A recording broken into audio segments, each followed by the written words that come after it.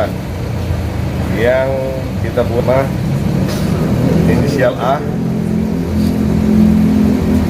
korban pelapor Emilia, diduga dipalsukan alamatnya untuk membuat atau mengajukan proses perceraian.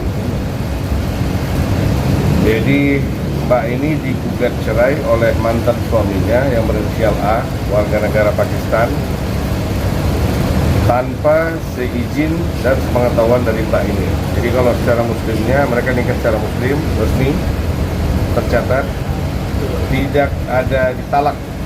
Jadi tahu-tahu sudah keluar akte perceraian dan sudah diceraikan tanpa pemberitahuan dan tanpa talak.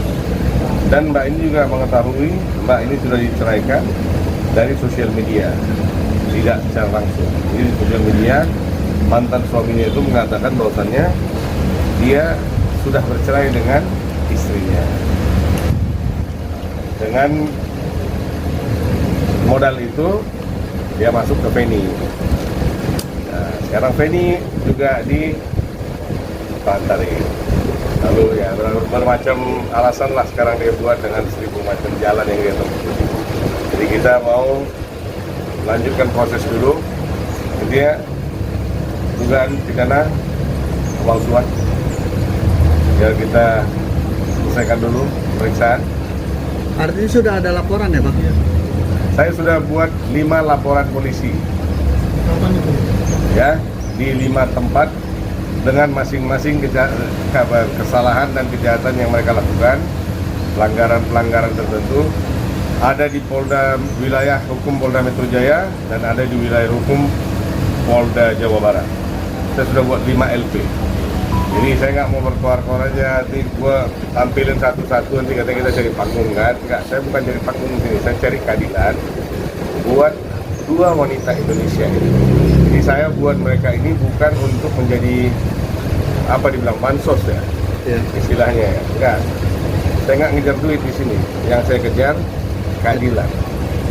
Mereka berdua ini adalah cerminan di mana wanita Indonesia tidak boleh dimainkan oleh lelaki asing dengan nama pernikahan siri. Bayangin Mbak Emilia yang udah menikah resmi aja masih bisa diginiin. Bagaimana yang dinikahin resmi? Kan tinggal suka-suka mereka aja. Jadi tujuan kita ini memberikan edukasi. Mumpung negara kita ini populasinya lebih banyak wanita dan banyak laki-laki asing yang ya tidak berbobot lah yang datang ke Indonesia ini, modal dia survive, modal dia bertahan hidup itu adalah mengumbar cinta. Ya, dia tahu mungkin wanita Indonesia kalau dilembutin akan lebih mudah untuk didapatin. Jadi mereka kasih kelembutan-kelembutan yang palsu untuk memperoleh keinginan mereka.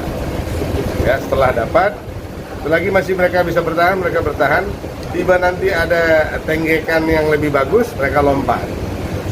Seperti ayam kan, pindah ke kandang sebelah. Bang, laporannya sendiri terkait pasal berapa? Yang di sini kita buat untuk pemalsuan. Pemalsuan data. Saya sudah buat lumayan udah 1 bulan lebih saya buat. Saya ikutin aja proses. Tidak ada kita apa-apa. Kita ikutin proses.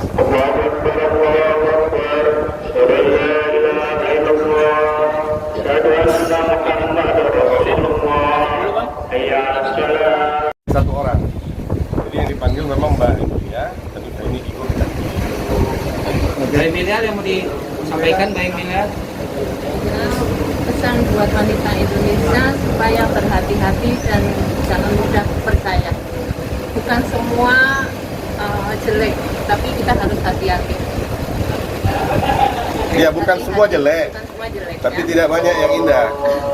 Ya, Harus intinya hati-hati aja. gue bilang mereka dua ini adalah cerminan. Mereka dua ini sekarang kita melakukan edukasi kepada rakyat wanita yang hidup di dalam satu negara yang dimana dominan dan mayoritas adalah wanita.